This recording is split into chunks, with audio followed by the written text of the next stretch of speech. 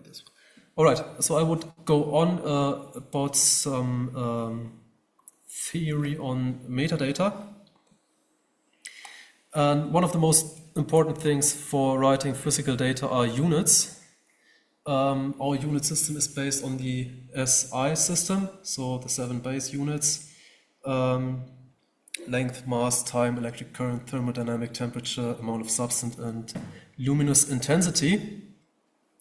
But normally, as is, for example, the case in PIC on GPU, but also other codes, you don't necessarily work within a simulation or within an application in terms of SI units. But the most common case is that you have some scale unit. For example, you calculate in terms of millimeters, not in terms of meters. So in order to be able to store such kind of data without having to convert the array coastfully, you additionally can store an attribute called unit SI, and most of the post-processing tools will understand that in order to give the scaling factor. Apart from that, this slide is just politically important. FAIR is an important stuff in current research. And of course, a data standard should try to adhere to the FAIR requirements to be findable by standardizing, for example, metadata, not only to identify self-descriptive information about physics, but about who am I, what was the software, what was the project. Accessible, it's an open standard, implementable and implemented in various formats.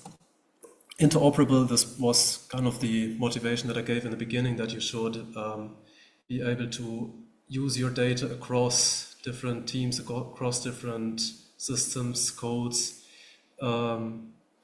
setups, and reusable. For example, what I just say, if someone down the road finds my file, you should be able to reuse it without having to figure out what exactly does this mean, are the bytes in this or that order, and yeah.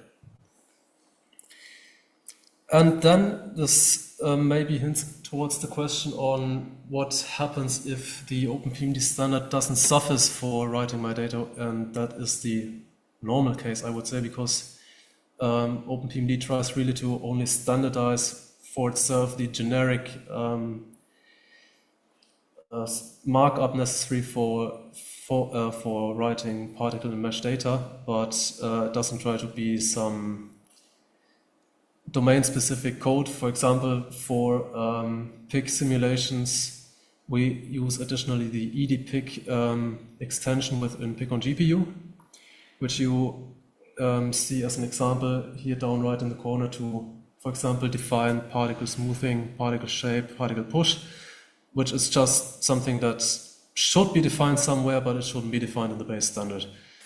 So if anything is needed that is not part of the base standard, the rough concept is start strict, relax later, and be open for future additions and for extensions.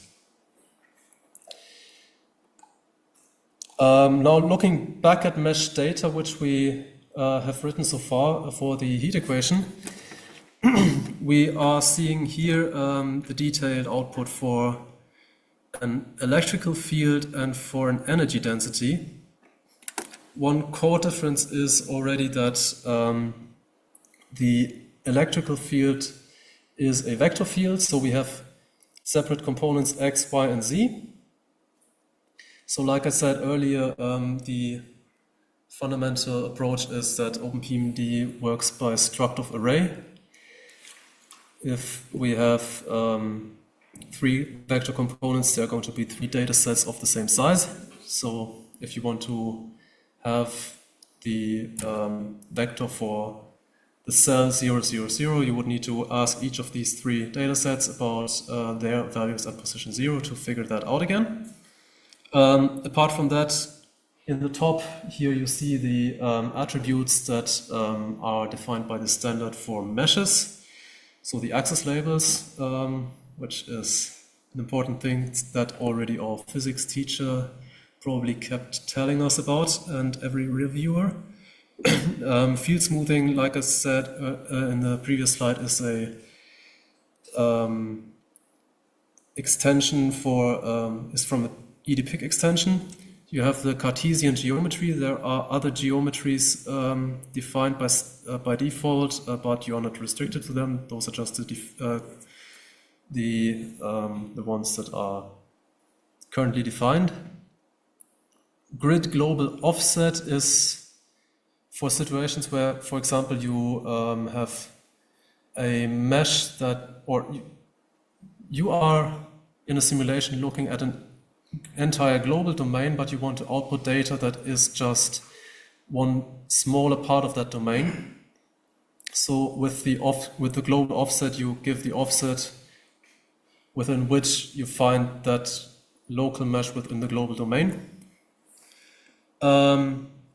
With grid spacing and grid unit SI here again is the scaling factor for grid spacing. You give the spacing for the spatial grid. With the upcoming standard, the grids don't need to be spatial anymore, so you can also have axes with other types. Time offset specifies, yeah? Maybe on that note, is there a restriction on the dimensionality of the data set? No. There's just a restriction that the dimensionality of the attributes describing the dataset should match the dimensionality of the actual dataset. Yeah, but okay, and for the vector fields or something like that, X, Y, Z is kind of limited. Not from OpenTMD's perspective, no. Okay, so I can have any labeling for my axis.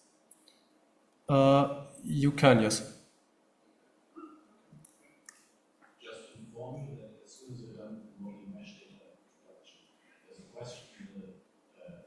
I saw that already. On event-based data. Just continue with your mesh data.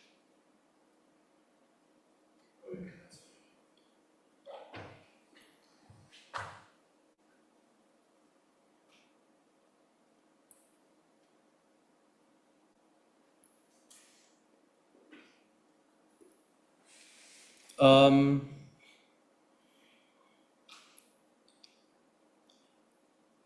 So the question is about event-based data in opposition to mesh-based data.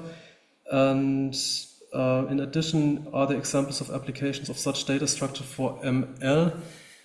For ML, let me firstly answer that we have added OpenPMD output to the Mala code developed at Casus. So that one is an ML application. We have actually seen that in that case, the structive array approach might be somewhat harmful in comparison to physics setups. So there we are thinking about also adding a array of struct layout, but fundamentally this works. About event-based data, I again need to ask you to specify what exactly you mean by that.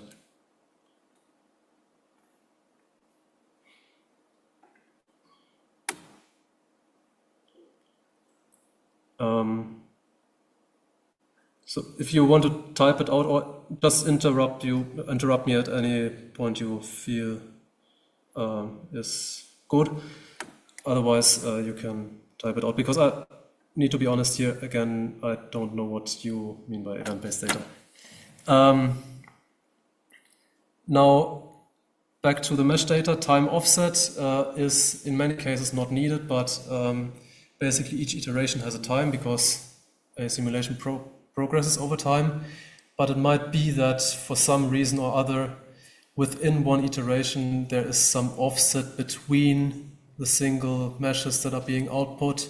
For example, because you want to somehow model the distinct phases of the particle insert algorithm. So you would, in that case, additionally specify the time offset. The unit dimension is the SI unit that I mentioned on the slide with the units, and the unit SI, so the scaling factor, is given per component, because you might want to give that different per component. And the position again is within one mesh. You give one value that represents the mesh, but what exact point within the cell does this value represent? Is it the top left corner? Is it the bottom right corner? Is it the middle? So with the position, you can additionally specify that. For example, the middle would be specified by giving 0.5, 0.5. So it's a value between 0 and 1. All of that is the same down here for the scalar mesh, except that the additional layer is dropped, and all the attributes and data sets from there is pulled one layer up.